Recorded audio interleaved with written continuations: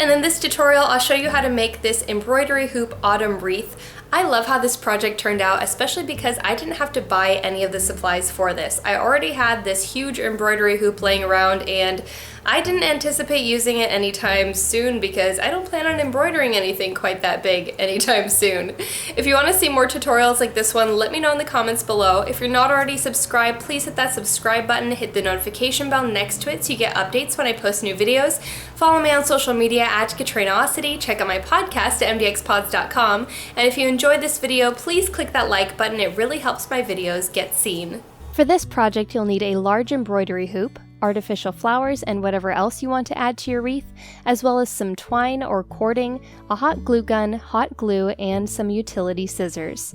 Begin by cutting your flowers that you want to use in your arrangement, allowing a few inches of stem so that you have something to attach to the hoop. Then, after you've cut all of your flowers, arrange them roughly the way you want to have them on your wreath. I'm only doing flowers on 1/4 of this wreath.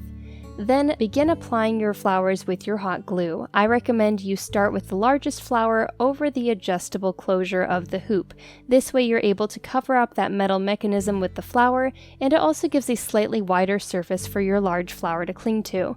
Allow the hot glue to dry for a few seconds and then press your flower firmly into place. Having this right angle on the stem allows a larger surface to hold onto the hoop, and then you can add some twine around it to hold that stem firmly into place. I recommend that you tie it around the stem and the hoop, and then continue wrapping the twine around the hoop and each consecutive flower stem. This way they're much more stable than if you use glue alone.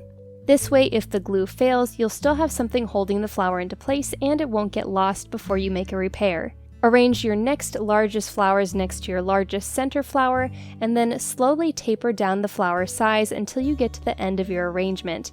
If you're adding any leaves in, I recommend that you glue them directly to the back of a flower so that they have a larger area to cling to instead of just being glued to the hoop itself.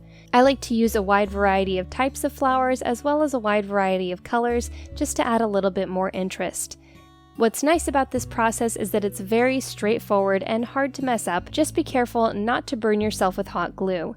If you end up gluing something in a place that you don't really like, you can always press the tip of your hot glue gun to that dried glue and melt it a little bit so that you can pull off the piece that you want to rearrange. Once you've placed all of your flowers in their final position, get a feel for where you want the top of your wreath to be.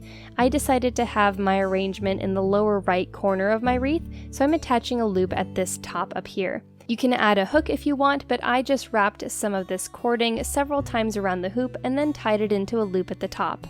And that is your finished project. Thanks for watching. If you want to see more DIYs like this one, let me know in the comments below. If you're not already subscribed, hit that subscribe button. And if you enjoyed this video, please click that like button. It really helps my videos get seen.